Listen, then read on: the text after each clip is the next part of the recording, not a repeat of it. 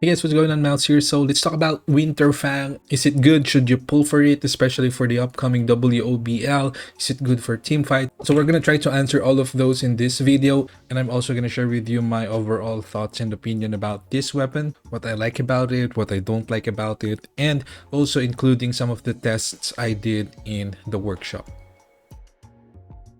Let's start with things that I particularly am not a fan of. So first up, about the damage buff mechanic. When you use the Blessing Stone title Wolf Assassin, which is this one.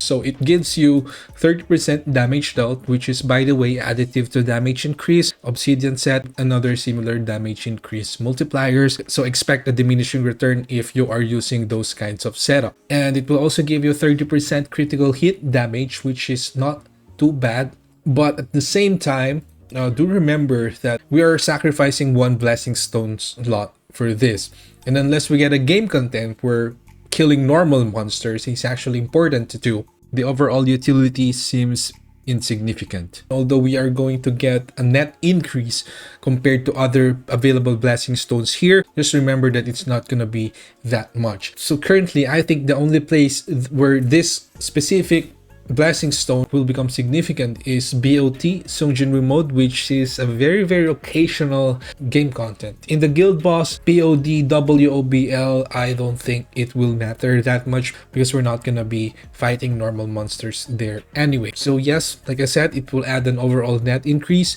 but adding this condition should just use a not so popular blessing stone like this one. I think it's just too forced and gimmicky. It will pair well, of course, with the Kasaka Truth Venom Fang, but even this weapon is also not that impressive. And in addition to that, there's still a lack of ways to get more copies of this weapon to get dimensional advancements for higher passive stats, more importantly, higher total power. This might be useful for new players especially, but for late game players and meta players, I don't think there is much purpose to this. But who knows, they might be preparing for something in the future, so let's just look forward to that. And another thing that I am not a fan of is the power gauge mechanics, because I think this just adds unnecessary complexity to the weapon. It sounds unique, it sounds interesting, sounds fancy, but is it actually meaningful? So this weapon has a 3-link or 3-combo attack: Wolf Shadow, Wolf Echo, and then White Wolf's Knight. So in order to do the 3-chain combo here, you have to have at least 30% power gauge, and as soon as you cast the second one, which is the Wolf's Echo, you're gonna consume 30% power gauge. And at A1, every water element skill, you will recharge your power gauge by 10%. And that also includes the weapon skills. So if you try it, even if you don't use any water skills, you can actually sustain your power gauge. In fact, it will actually still increase without any water element skill or other water weapons help. So my issue with this is that it's just adding an extra step that does not do anything new. I don't see any synergy whatsoever with other weapons or other skills or even the water team. So why not just let us do a 3-hit chain freely if the weapon itself can actually already sustain the power gauge, right? The only thing that is gonna be affected by this is probably the ultimate, which we actually rarely use in relevant game content. So I think it really just made the weapon look fancier, but it did not enhance the gameplay loop. Even if you remove the entire power gauge mechanics, even if they drop the Blessing Stone buff mechanics, ultimately it will just be the same weapon with a 3-hit combo and some damage increase or buff mechanics here from the Dusk. So overall, design-wise, I feel like they just added these complexities to make the weapon look unique. But currently, I don't see any synergy in interactions, and I don't see the point of adding these mechanics to the weapon.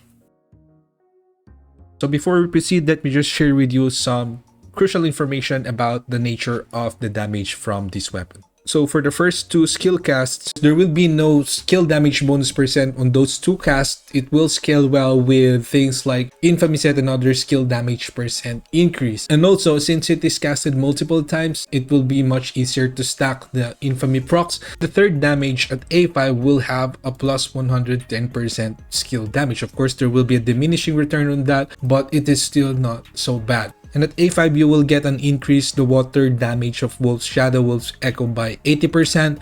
which based on my test acts as a pure damage multiplier, not additive to elemental damage increase and skill damage percent. So I believe that in terms of teamfight, Infamy set is the best one here. So I crafted an attack Infamy set, not the perfect, but it's actually already quite good for testing purposes. It's actually already close to the stats we want for the end game artifacts. However, the best result that I got was only around 12 billion damage with a current water team using Grimoire plus Vacuum Wave for debuff and also to boost the damage of the vertical arts sequent explosion.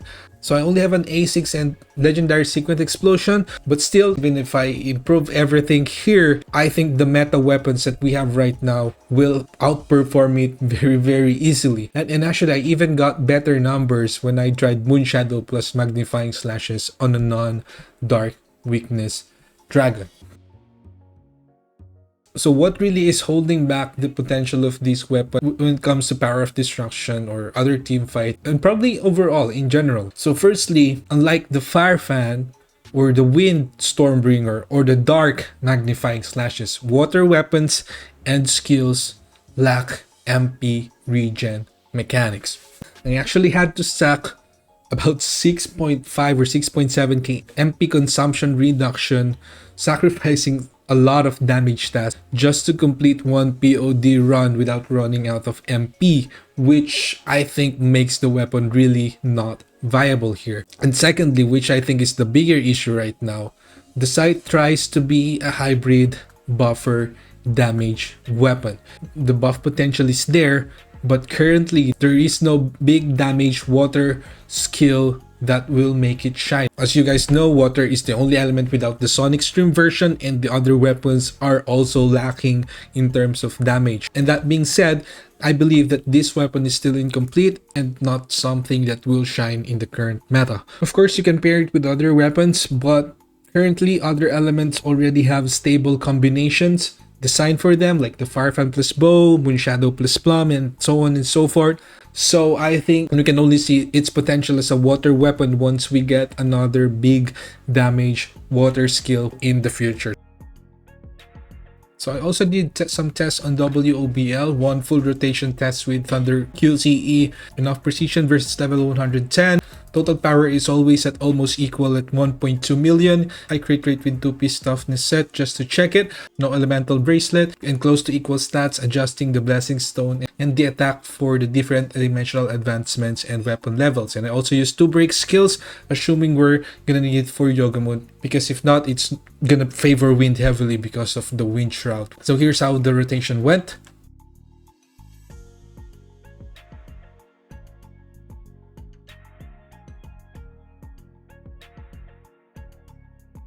And so for the Stormbringer plus TKD, I repeated it many times. The result was somewhere around 76% or 77% HP remaining after one full rotation. But of course, guys, actual combat is going to be different. We're just using this as a guidance as a basis.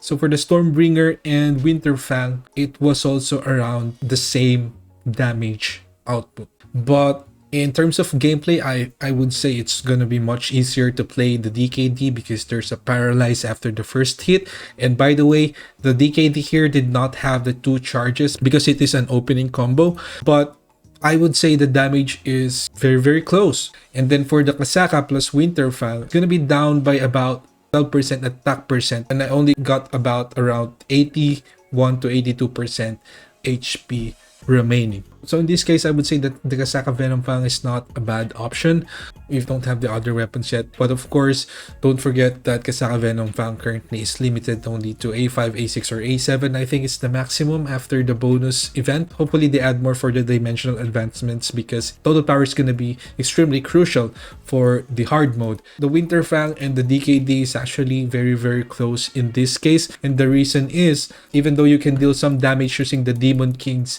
dagger, and even though it adds some wind damage increase as well, what makes the difference for the Winter Fang is not only its damage, is also because it adds some buff, which in turn will also increase the damage of the Thunderstorm QTE, one of the biggest damage dealers in that case. I think this is a decent weapon. In terms of the water alone, It's still not that impressive because we don't have a major water skill yet, but in terms of WOBL and pairing it with the Stormbringer, I think it works really well. And if you don't have a DKD, you can use the Winter Fang. But if you have a DKD, I think DKD is gonna be enough for the hard mode, because then it's also going to be boosted by the elemental bracelets, which we did not add for this test. And just lastly, for the team fight players and other game content, I don't think Winter Fang is gonna be a meta weapon right now. Surely it might work for the Ant King instance dungeon, but I would say it's not very practical to pull for a weapon just to be able to finish a high proof level here. So right now there is much potential for this weapon, it's just that it is still incomplete. Of course, we're not sure whether or not they're gonna add something to synergize with this specifically. So yeah, I think as far as meta is concerned, it's not gonna be there yet, but for new players, I think it's a pretty viable option to pair with the free Kasaka Venom Fang to clear early game content.